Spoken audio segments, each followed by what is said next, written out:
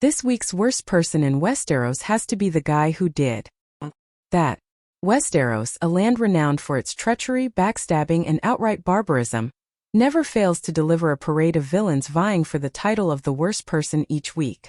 From the twisted minds that hatch diabolical schemes in King's Landing to the bloodthirsty warriors in the north, the Seven Kingdoms are rarely short on candidates for this dubious honor. However, this week, one person stands out above the rest for committing an act so egregious that it leaves even the most hardened citizens of Westeros reeling. Let's delve into why this unnamed miscreant has secured the top spot on our list of shame. The crime. To put it bluntly, this week's worst person in Westeros did something so vile, so incomprehensible, that it has sparked outrage across the realm. Eyewitnesses report that in a brazen act of treachery, this individual poisoned an entire feast, leading to the deaths of over 50 people, including several nobles and innocent children.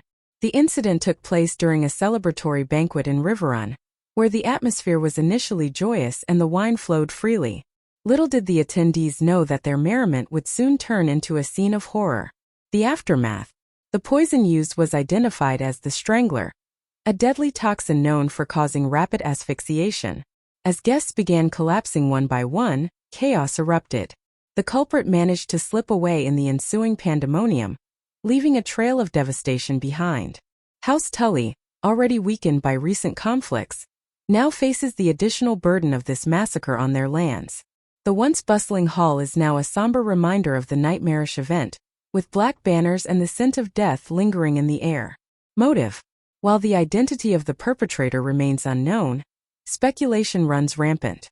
Some believe it was an act of vengeance by a rival house, aiming to weaken the Tullys and create instability in the Riverlands.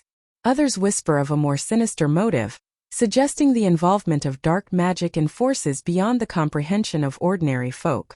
What is clear, however, is that this act was meticulously planned and executed with chilling precision. Reactions.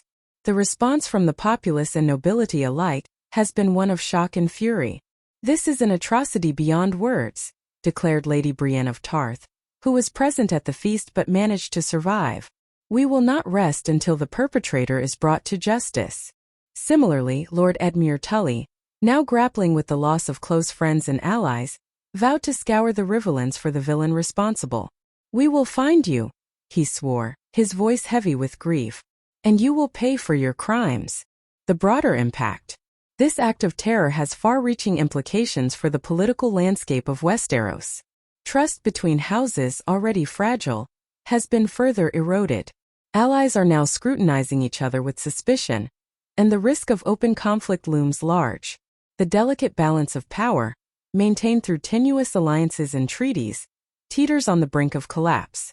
In a land where betrayal is commonplace, this heinous act serves as a stark reminder of the ever-present dangers lurking in the shadows. Conclusion. While Westeros is no stranger to despicable deeds, the magnitude and ruthlessness of this week's atrocity have earned the perpetrator the title of the worst person in Westeros. The sheer number of lives lost and the calculated nature of the act have left an indelible mark on the hearts and minds of its people. As the search for the responsible party intensifies, one thing is certain. This individual has solidified their place in the annals of infamy. Only time will tell if justice will prevail, or if this will be yet another unsolved mystery in the blood-soaked history of the Seven Kingdoms. In a realm where the line between hero and villain is often blurred, the actions of this week's worst person serve as a grim reminder of the depths of human depravity. As Westeros mourns and seeks retribution, the echoes of this tragedy will undoubtedly reverberate for years to come.